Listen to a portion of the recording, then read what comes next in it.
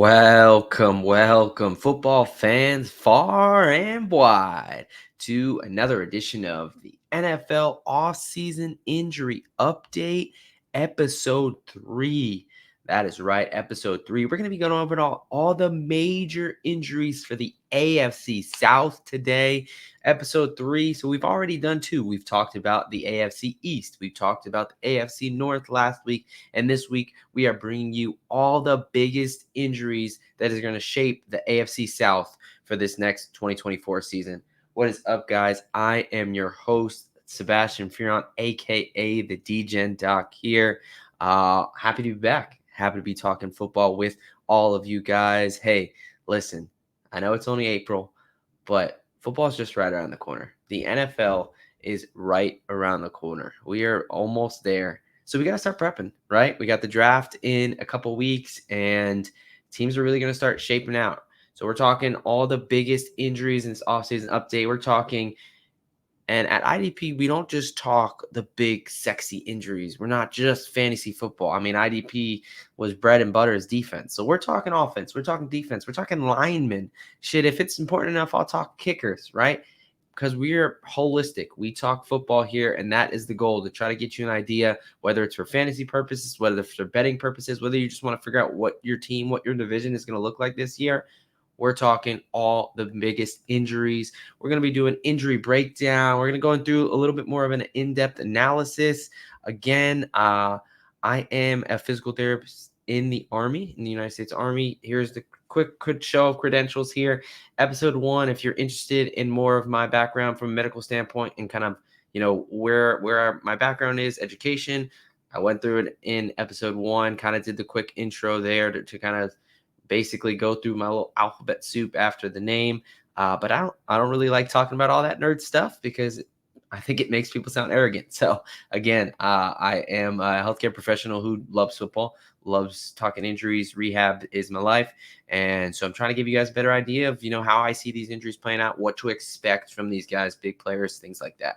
So before we get into it, if you're interested in real football, professional football that's going on right now, have you checked out the UFL, the United Football League? The Rock's a league where he combined both the XFL and the USFL.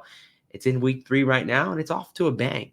And not only is it a good time, but it's a time you can make some money off of it. So I actually just kicked off a UFL Best Bets podcast through the IDP Plus channel. We kicked that off this week. So there's still 2 plays to go for tomorrow. So if you're seeing this on Sunday, but it's going to be a weekly thing. So invite you to go ahead and join me over there. We'll talk real football that's going on right now. It's an exciting league, man. If you have not checked out the UFL, I encourage you to just check it out, right? They've got, the kickoffs look a little bit different, so they're further back, so you get a lot more action on special teams. The kickers in that league are actually really freaking good. No extra points, so you either go for 1, 2, or 3. They also have the famous 4th and 12 rule instead of the onside kick. I mean, let's be honest, onside kicks used to be an awesome play, but due to player safety and changes and stuff like that, they just don't happen anymore. So the 4th and 12 rule really helps to bring some excitement. It's exciting league. The combination of leagues means the play is elevated. So just encourage you to check that out. Also, if you're, potentially interested in betting sports or getting into the sports betting world, I also am doing a sports betting 101 educational series where I will walk you through step by step all the basics that you need to know to have a chance at success when it comes to sports gambling, sports betting. Let's be honest, folks, sports betting has exploded in the U.S. You can now legally gamble in sports gamble in 3 out of the 4 states. So almost 75% of the United States has some type of legalized gambling. So it's becoming a new thing. But let's be honest, it's a business, right? So it is a game where the odds are stacked against us. There's a reason Vegas looks like it looks. I mean, sports books on profit made $10.9 billion just last year. So the game is set up for us to fail. However, you can be profitable and you can win money off sports gambling. You just have to know and master the basics. So enough of that. Let's go ahead and actually start talking about what you came here for, the National Football League. And we are heading to the AFC South, a pretty exciting division last season. Some surprising teams, whether it was the Colts or the Houston Texans with their rookie quarterbacks. I think with Will Levis being in Tennessee, it's a fun young division.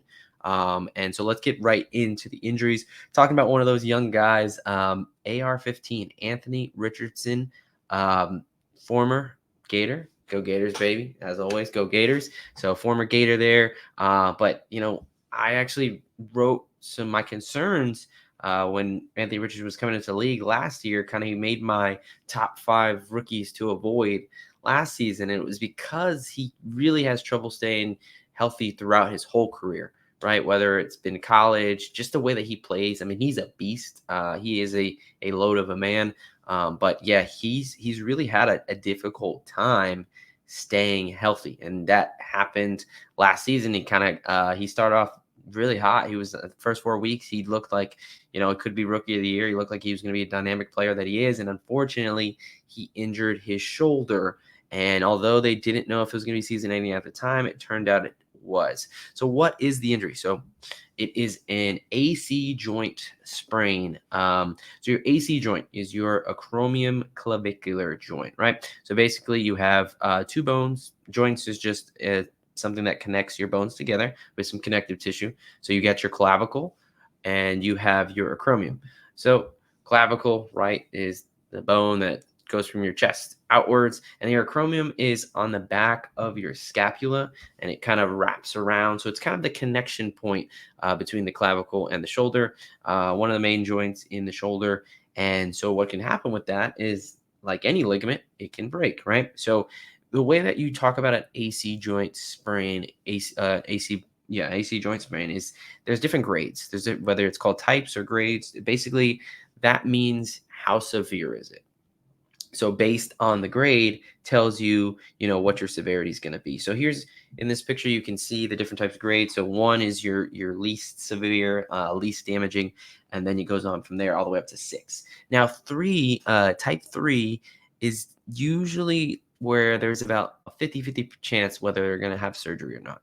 So, you have both of the ligaments that, connect to your acromion clavicle and that coracoid down there. Those both are completely torn, right? So it's a situation where, whether it's due to aesthetics or like the cosmetics of it, or whether it's due to function, it's really kind of between the surgeon and that individual if they're going to do surgery or not.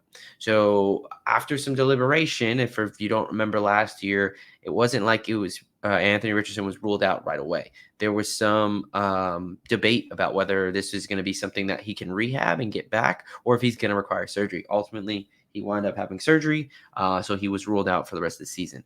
Now, just to show you an instance where a player decided to not get surgery, Keenan Allen. I think this came out and made some news last year. It's been a thing for a while. This is an old AC joint injury from Keenan Allen. You can see on his shoulder there. It looks like baby alien is sticking out of his shoulder. But yeah, that's his. I mean, you can see his clavicle. The angle of his clavicle just shoot right up, right? So those ligaments were torn. It was never repaired. He's fully functional.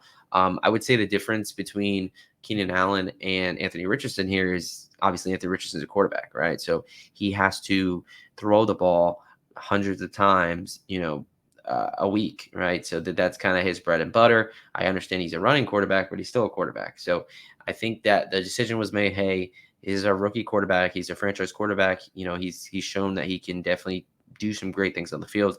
Let's go ahead and just shut him down and kind of play for caution there, right? So I think the Colts ultimately made the best long-term decision, but obviously for anyone with Richardson fantasy or just wanting to see him out there, definitely sucked. But the good news is he's got 11 months because he injured, I believe it was week 5 when he had his injury. So early October 8th, he had the injury. So he's got 11 months until the start of next season. So the typical recovery timeline you would think of for an AC sprain, a grade 3 type after the surgery, is about 4 to 6 months. So yeah, definitely makes sense why they shut him down for the year. But as far as the 2024 season, AR-15 should be good to go, right? Anthony Richardson, he Yeah, he's got the stamp of approval as far as health-wise. He should be good to go with that surgery. There should not be huge concerns as far as re-injury risk. Obviously, there's a re-injury risk to every injury. The number one risk factor for an injury is a previous injury to that body part across the board. However, this is not one of those super alarming re-injury risks. So Anthony Richardson should be good to go to start the 2024 season. I'm excited to see that former Gator show out, and I hope he has a great year for the Colts. All right, let's go ahead and move on to the Houston Texans. We're going to talk about wide receiver Noah Brown. Now, this one's going to be a little bit less of a conversation. He got ruled out in their playoff game, their wildcard playoff game against the Browns, where they put an absolute beat down on Cleveland. And unfortunately, Joe Flacco, for as fun as his run was, went out with he went out pretty bad there. The old man got sent back to the pasture. Yeah, that was tough to watch. So Noah Brown got hurt. He immediately he ruled out and then put on IR. So the specifics of the injury, because it happened, in the playoffs and then they got knocked out the next game, hadn't really get released. Essentially, he got hit while he was catching a ball, and then he fell on his shoulder to the ground. So the assumption is that it could be an AC sprain of some type, could be a fracture of some type as well. The fact that he was ruled out pretty quickly tells me, it was definitely something pretty serious and put on IR, but nothing too crazy. I haven't heard any. So I was looking through the news. I haven't seen anything about him getting a surgery or anything like that. And the Texans actually in March, they just re-signed him to a 1-year deal. So they would not do this if, there were some injury concerns going forward. So this is all this to say, we don't know exactly what Noah Brown is dealing with. We know he's got a shoulder injury, but at the end of the day, he's got 8 months to recover from whatever that was. And the Texans obviously feel good enough that he's going to be ready enough that they decided to re-sign him for next year. So I think all signs point to Noah Brown being good to go for the next season. And that's going to be a really, really fun offense who just got Stephon Diggs. So now you got CJ Stroud, Stephon Diggs, Nico Collins, Tank Dell, and then, Noah Brown can be that wide receiver 4 spot. You also got like John Metry, Xavier Hutchinson, Dalton Schultz, Joe Mixon. Man, I'm really high on that Texans team going in. Like the D'Amico Ryans, they got Daniel Hunter. You still have Will Anderson. Like they're set up to succeed. I'm pretty excited there. CJ Stroud really played out of his mind. So that's a team that, definitely thought could be in for some regression. First year head coach, rookie quarterback. You'd think maybe they come back to reality a little bit, but man, they've really been killing it in the free agency realm. So again, this division I'm really excited to see because I think there's just a lot of possibilities and it's a big shakeup there. All right, folks, let's go ahead and move on. Let's talk about another Indianapolis Colts. But first, we're going to talk about an Achilles tear. So this is a pretty common major injury. Surprisingly, and kind of thankfully, there's only one Achilles tear out of this group in the AFC South. Like I said, it's a pretty common one. Usually get at least, 3 or 4 in the division. So, AFC East, AFC North definitely had at least a couple. So what is an Achilles tendon? Your Achilles tendon, a tendon is what connects muscle to a bone, right? So it's connective tissue that connects those two things. Specifically, your Achilles tendon connects your calf muscles to your heel, to the back of your foot. So you have 2 calf muscles. You have your gastroc, you have your soleus. This is showing your gastroc. I mean, it connects to both, right? So, when it's completely torn, that is where surgery is required, right? Something like this, if it was only partially torn, if it was a sprain or something like that, you could come see me at physical therapy. We can rehab you, no need for surgery. But with this, where it's completely torn, unfortunately, rehab conservative therapy is not going to be able to, put you back together like Humpty Dumpty. That's where you got to go to the big, wow. That's where you got to go to the big boys and go get surgery done there. So that is what happened here with Dallas Flowers, the cornerback out of Indianapolis, who kind of came out of nowhere and became a starter for them and really kind of played well. Fortunately, he tore his Achilles in week 4, so pretty early on in the season. Had to have that surgery where they go ahead and repair it back, and so he's good news that I mean, obviously, it's not good news coming off an Achilles tear, right? That sucks. It's a major injury. It's a 10 to 12 month recovery timeline typically, and there are dips in performances year one post Achilles tear. So, especially year one, from past year one, it's pretty good numbers, but there's about 25% of players that don't even come back. Now, that's again not the most common thing to happen, but there is usually a performance dip. Affects wide receivers, running backs production the most, but if those skill players that have to rely on whether it's in the back pedal or cutting out of your brake and accelerating forward and rely on your calves, and get that acceleration from there, it's going to be an uphill battle, right? The good news is with him getting hurt early is that he does have 11 months before the start of the season. So he does have a chance to be ready for the start of the season. However, he's not someone I would be willing to bet on to really come out and show out in those first 4 weeks, that first quarter, half of the season. Usually, and it's just hard to really back guys coming off an Achilles tear, when they're early in the season. Could he definitely be a starter again and kind of contribute midway through the season and near the end of the season? Absolutely. But as far as for the beginning of the season and things like that, it's going to be hard for me to trust him. So if we're talking about IDP format or anything like that, it's probably not somebody I'm going to be really reaching for. It's someone that, if they fall or if it's more of like a waiver wire pickup, then yeah, you can talk me into it. But right now, it's not something I'm going out of my way to get. Again, just kind of following the numbers there, the position, the recovery time is nice. So he does have a chance to be ready for the start of the year, but still, I'm not ready to fully back him and throw him out in any lineups or take him on any props those first couple weeks out there. All right, let's go ahead and move along here. Next injury up, we are talking about a fibula fracture. So you got two lower leg bones. You got your fibula and your tibia. The fibula is the one on the outside. It is the smaller one, as you can see there. And typically how a fibula fracture can happen multiple ways, but typically in a really bad high ankle sprain instance, where that ankle gets rolled up on, and not your traditional ankle sprain where you think, playing basketball, roll your ankle, you roll the ankle to the outside. Actually, you get that ankle rolled into the inside, or you have any type of rotational force there. If it's bad enough, not only will it damage your high ankle, which is just the high ankle sprain, or your high ankle refers to the ligaments in between your tibia and fibula. So they're not on this picture here, but in that space between, you have the syndesmosis, which is basically a bunch of, ligaments and connective tissue that is in between those bones. And if the injury and there's enough force and it's bad enough, your fibula can actually break. That bone can break, right?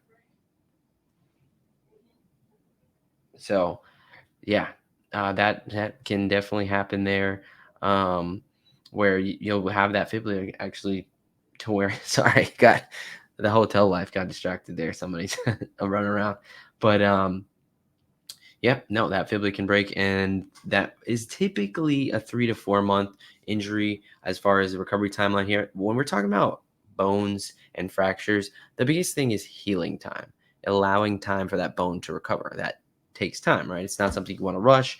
Time is your biggest thing there. So typically around that 3 to 4 month mark is when the bone will be healed and good to go. Before that, you really don't want to push it.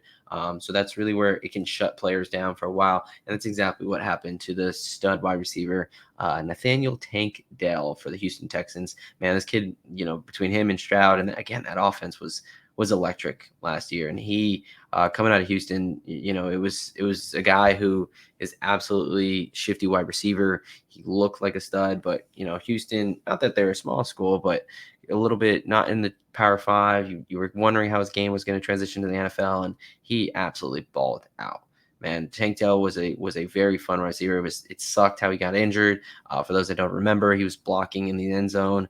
The question was, why do you have your small wide receiver blocking like almost in between the tackles near the goal line? Probably not the personnel you want in there. But he was blocking, and then he got rolled up on, and the ankle bent, and it caused fracture of the fibula. So as you can see him here getting helped off the field, definitely a tough situation, but the injury happened in December 3rd.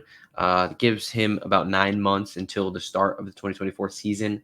Again, when we talk about a fracture, it's just that those 3 to 4 months to heal. And then after that, there's there's not too much residual damage you're worried about. There's not a huge re-injury risk. This is actually, as far as if it was going to be a ligament or a muscle tear, this is probably more preferred. Again, no one wants to break their bone. That's never fun. But as far as moving forward, I don't have a lot of concerns with him as if it was like an ACL or an Achilles. So out of all the long-term injuries, it's really hard to say one is good, right? But this is actually one where I'm pretty confident that Tank Dell was going to be good to go to start the season, and there's no reason that he's. I mean, other than the only reason for his production to go down would be the addition of Steph Diggs and Nico Collins balling out, right? So you got a lot of mouths to feed there, but in the slot, that wide receiver 3, he should dominate that position. And him and Stroud clearly have some good chemistry, right? So it might be an opportunity based on a lot of this is going to be based on where the market has them, whether it's in the gambling space, whether it's in the fantasy space against your friends or against others, DFS. What value does the market place on him? I think there's potential there could be some value there because we see someone coming off injury, people not really understanding what the injury is, just knowing it was a major injury, season-ending injury, and wondering how he's going to fit in with this new offense. I think there's some questions as far as target share, but I think there's an opportunity where depending on what round you can get him in and how low the market kind of is on him, I think that Tank Dell is set to have a pretty good year next year. So he's definitely someone I'm not afraid to back at the right price. All right. Let's keep it rolling. We're actually going to go right into another guy who had a lower leg fracture or injury, and that's Jamal Agnew. So Jamal Agnew, the wide receiver, really special teams return specialist, formerly with the Jaguars. So right now he is an unrestricted free agent. So I'm sticking him in here because he's not technically on the Jaguars right now. But again, got to put these free agents somewhere. So I'm putting him with his former team there.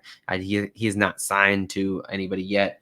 Again, I'm sure he'll be picked up by the start of the season. But so he has a lower leg fracture. Not as much details given out about his injury as well. A similar situation to Noah Brown, where he was put on IR late in the season. He actually broke his leg on New Year's Eve, which is just a shitty way to ring in the new year. So I hope 2024 ends a little bit better for you there, Mr. Agnew. But yeah, so he broke his leg against the 49ers here on this play, where his leg really shouldn't be bending like that. It's just an awkward tackle, which these return guys can find themselves in just due to the sheer speed and momentum that they're moving with. So yeah, he has a lower leg fracture. So it's a similar why I'm lumping him in with Tank Dell here is it's a similar situation where we're just waiting for that bone to heal, right? And that's typically most bones 3 to 4 months. They said a lower leg fracture. Again, we talked about the bones in your lower leg, right? You're pretty much your tibia and your fibula. So it's either one of the two that we just talked about. So, again, that 3 to 4 month recovery timeline, not too concerned about re-injury risk there. It's hard to, Jamal Agnew is an interesting guy because unless you're playing in a format where return yards are really, which they're out there, but if return yards aren't part of your player stats or your scoring system, I don't know how many times you're rostering Jamal Agnew. So it'll be an interesting situation. We don't even know where he's going to end up at as far as next season, whether Jags will take him back or whether somebody else is going to scoop him up. But I will say that I think he's going to be healthy, and I'd be hard pressed to say he doesn't find himself on an NFL roster next season. I mean, shoot, with this new kickoff system, right? Who knows whether that's gonna. Special teams in theory should matter more, right? The return game should matter more because now we're taking a situation where we're going to be more encouraged to have returns. The returns are going to look pretty freaking weird following that XFL kind of. I don't even know how to describe it. Where it's almost like you got you got basically the teams lined up 10 parts away from each other on the front lines, kind of just getting after it and letting the returner go from there. So it'll be interesting. I think that, someone like Agnew can definitely find a home, and that's a selling point, right? Hey, I'm the return specialist. Let me see if I can break one of these in this funky new format that teams are going to need some time to adjust. So maybe you take opportunity and you take advantage of them through the return game. All right, so we are about halfway through talking about our injuries. And before we move on to the next one, I got to tell you guys about some of our sponsors here at IDP Plus. It's jacked up about a few of these. So let's go ahead and get through two quick ones here. So first up, the IDP Plus Rookie Guide. That is right. We talked about it. The NFL Draft is right around the corner. I mean, like 2 weeks away, right? Less than 2 weeks, I think, at this point. The end of April. So it is right here, and you need to understand and know everything about these rookies, right? We're about to get a fresh shot of fresh blood into the NFL. We're going to get a whole new group of young players. That means you got to understand how where these guys going to fit in, where someone like Dallas Turner, where based on where he ends up, how is this going to affect not only him but the rest of that depth chart, the rest of that roster. So IDP Plus Rookie Guide, it is a comprehensive, one of a kind 2024 IDP Plus Rookie Guide, and you can get it right now for a limited time offer at just the price of $9.99. $10, right? Yeah, a little bit under $10. I mean, you can't even really get a burger and fries for $10 anymore. But we're gonna give you a guide, a full, complete guide on all the rookies for just $10. So we go ahead and encourage you to do that. Well, obviously in the description, there will be a link for that. And then the other one I want to tell you guys about is Expedia. Yes, Expedia, where we book all the nice trips for you guys to go on vacation. So we're thrilled to announce our new partnership with them. This is a brand new partnership. They're your one-stop stop for all the best prices for traveling.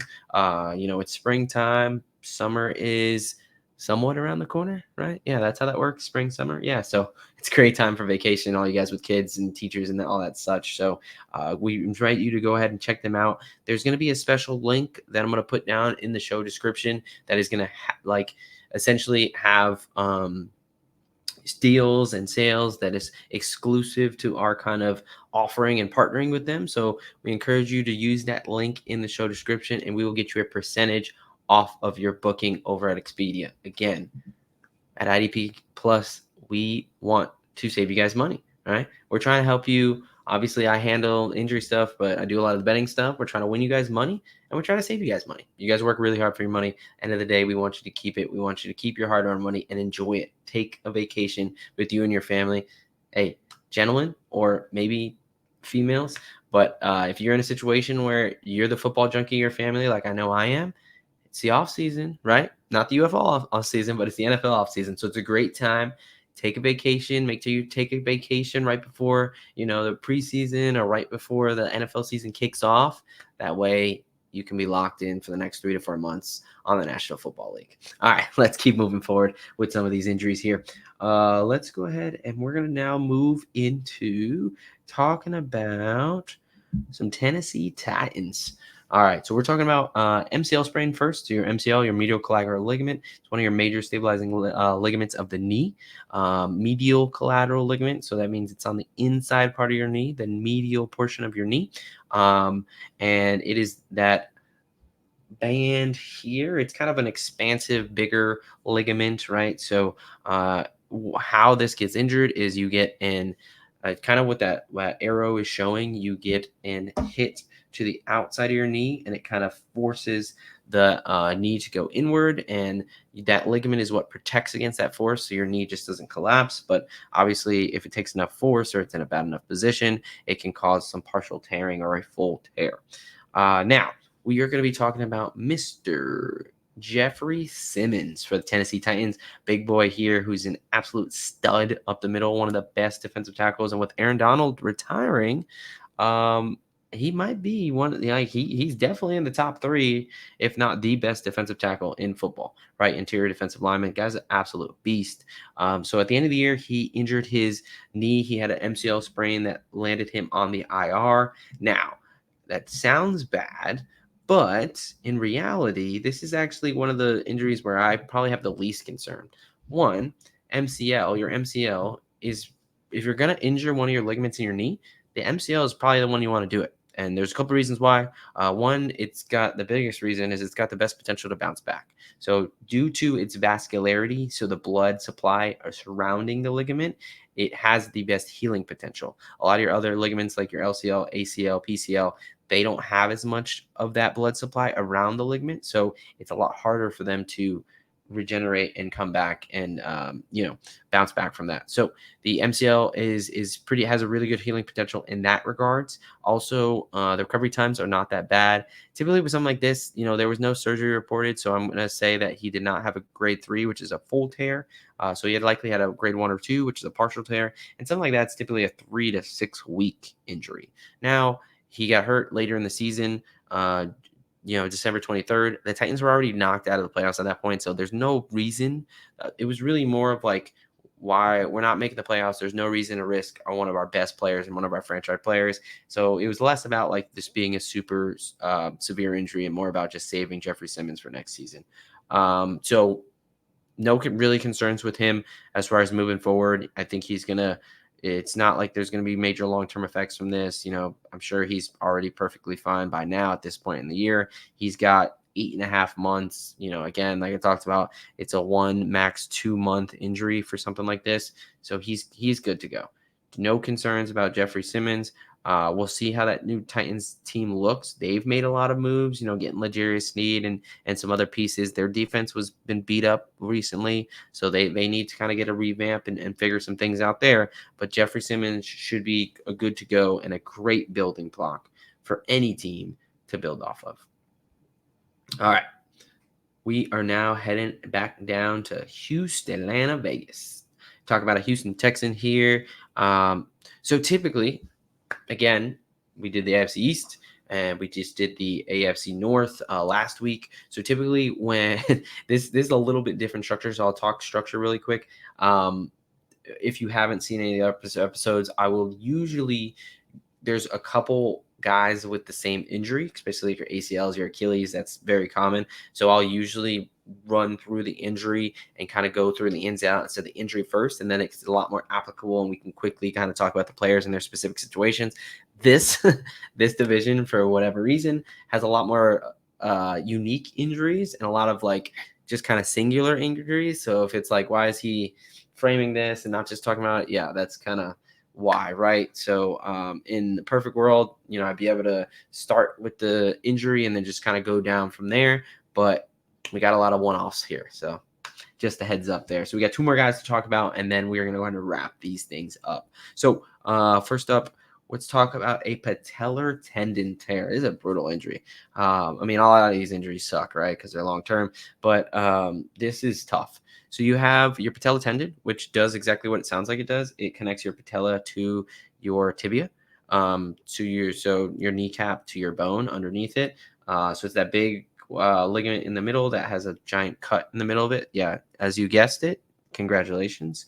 You are now a doctor because that shouldn't look like that, right? So it was full tendon tear, and this requires surgery. Again, something with like a full tear is very likely going to need surgery, right? There's not many instances where you can just try to rehab and get it better. There are some cases where people can do that, like a la Hines Ward in the Super Bowl, played without an ACL. It's not something you want to do long term, and it's not, usually the best thing, but it can happen. But something like this, no, that ain't happening, right? You need to get this surgically repaired, which is what Tytus Howard did, the big old lineman for Houston, the big tackle there opposite Laramie Tunzel. Jeez.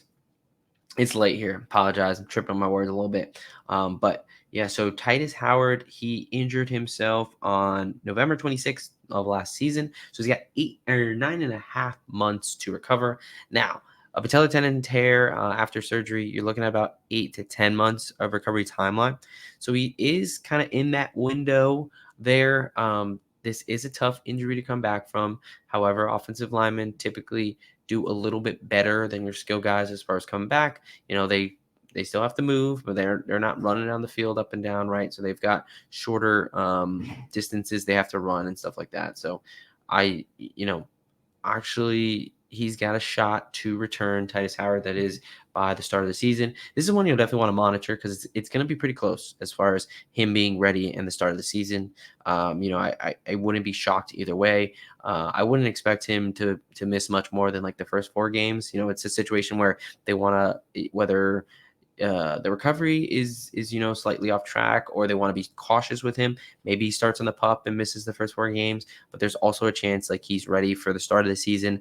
9.5 months is a pretty decent amount of time there for this type of injury.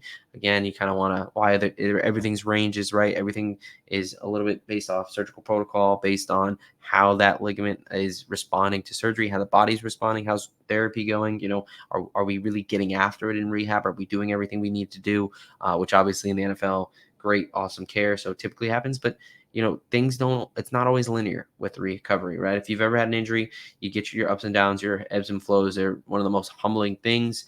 It can be tricky, which is why I love the profession I'm in, because no one injury is the same, right? No one individual is the same. No patient is the same. So, there's a lot of variables, but we're going kind of based off normative data here and what we'd expect. So, Tytus Howard, he's got a shot to be ready for week 1. But it may be a little bit of a learning curve as far as getting back to this surgically repaired knee, right? This is a severe injury. No, it's not your ACL, but it's pretty damn close, right? Your surgery where there's a long recovery window, and you got to basically retrain yourself how to walk, let alone play the game of football at a high level. So, Tytus Howard there, yes, a little bit of question marks. Nothing crazy concerning, right? The large amount of recovery time he has, 9.5 months. It bodes well for him, but I'm not ready to say that he's definitely going to be back for week 1. All right, folks, the last injury that we have up on our slate today, and we're heading down to sunny Jacksonville. We're going to talk about groin injuries first. So, groin injury. A groin injury is more of an umbrella term. It doesn't really specifically point you to one specific muscle. So your groin is really talking about the musculature that's connected to your pelvis, whether above or below. So you see on top, you got your abdominal muscles there, right? You got your rectus abdominis, you got your oblique muscles, your transverse abdominis, all that nerd stuff, right? And then you got below it, you've got those inner thigh muscles, right? Your adductors, such like that. So your groin is, again, that umbrella term for really all the muscles that connect to your pelvis, whether it's above and below. So, when someone says a groin injury, they're not exactly telling you exactly what it is. You just kind of know it could either be your core or your inner thigh. And Christian Kirk is the guy we're talking about here. Jacksonville Jaguars wide receiver Christian Kirk. He injured himself late in the season in December. In his case, it was a core muscle injury, and that he needed to get surgically repaired. So your core, this happened kind of in a twisting motion. He was like twisting on his way down to try to make a catch, and that's kind of where it went wrong for him. Obviously, your core is super important in any rotational movements, but it's important in breathing. It's important in a lot of things, stabilizing the spine. So it's typically a 2 to 3 month injury as far as this specific case here. As far with recovery timeline, he did have a chance to come back. He wind up not returning, but there was a chance he was going to be able to play in that week 17 game where he was activated off the IR. But that really just was more so like to give them the opportunity if he was ready, but he clearly wasn't. I thought it would have been pushing it. But yeah, he wound up not playing. The Jags wound up losing. I wound up cashing my Texans to win the AFC South plus 450 ticket, and the Jags were not in the playoffs. So last we saw of Kirk was him getting hurt in that Bengals game. Good news, he's got 9 months until the start of next season, and he's going to be perfectly fine. He'll be good to go, right? He almost had a chance to come back, even though I thought it was pretty aggressive and pretty rushed. So it's probably the best long-term call for him to not try to rush back and play last season. As far as this season coming up, Christian Kirk should be good. No real major concerns there. Other than the Jags haven't really done much on offense. They lost Calvin Ridley to division rival Tennessee Titans. Christian Kirk, he's a pretty solid wide receiver, but man, I'm just thinking about that like holistically. I'm not super high on the Jags next year. We got a long way to go to the season, right? But I look at those offenses and like I think they're the third or fourth best offense in that division, right? I would take the Colts and the Texans over them right now. And with Tennessee, there's just so many question marks. My thing is, I'm not a huge Will Levis guy. He showed flashes, he showed moments, but I'm not super sold on him, but he does have a lot of pieces around him. He's got DeAndre Hopkins. He's got Calvin Ridley. You got not Joe Mixon. Tony Pollard is there now. So they got some dudes. That offense can go. And really, I think the Jags, they got ATN and they got Goldilocks and Trevor Lawrence. But man, I'm not super impressed with their offense right now.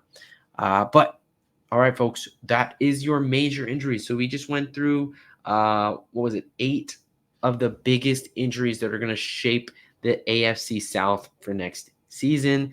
Again, we talked about, as a quick recap, we talked about Anthony Richardson, Noah Brown, Dallas Flowers, Tank Dell, Jamal Agnew, Jeffrey Simmons, Tytus Howard, and Christian Kirk. Major players, guys coming back off injury. Some guys we're a lot more concerned about for next season. Some guys should be good to go and are more of a green flag than a red flag or a yellow flag. All right, folks. Again, this is the AFC South. That's 3 divisions down out of the 8. So next week, I'm going to finish up the AFC. We'll talk about the AFC West. If you haven't already, check out the episodes for the AFC East and the AFC North that we posted there. If you have any questions about, guys that I didn't cover, in these divisions I've done, or something regarding that, or an injury, maybe about a rookie or something in that regards, go ahead and reach out to me. I would be happy to talk about it. We got plenty of time, right? I know I said the season's right around the corner, but we do got to wait until August to September for the NFL season to kick off. So we got some time. So, I'm going to be deep in the injuries of the NFL, trying to get ready for next season, trying to figure some things out. Again, I talked about, if you're interested in the UFL, if you haven't checked out the UFL, it's if you like football, if you enjoy football, it's a good product. It's a really good product, and it's fun, and you can win money off of it. And I'll help you do just that. Check me out with my UFL best bets. If you're listening to this now, it's probably too late for week 3, but don't worry, week 4 is going to be here in the rest of the season. And then again, maybe you're interested in getting started in sports gambling. It's something you've seen the ads. You've seen them trying to sell you with Kevin Hart and Vanessa Hudgens. Again, we got to realize, to the sports books and to Vegas, you're just an ends to a mean, right? They're still businesses, so they really just want your money. They may seem nice, like they're trying to give you things, but remember, Vegas wasn't built off charity and handouts. It was built on the backs of people like you and me and our hard-earned money.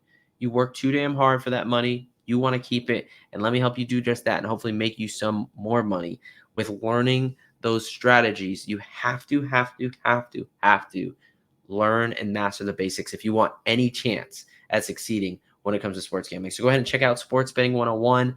But for now, for the NFL injury side, I'm so happy to be talking football with you guys. So if you appreciate it, and if you are enjoying talking football as well, go ahead and like, comment, subscribe, do all those good things. We got you covered in every area of the game when it comes to IDP Plus. Make sure you check out that draft guide, use the Expedia link. I'm going to have all the links and things down below in the description.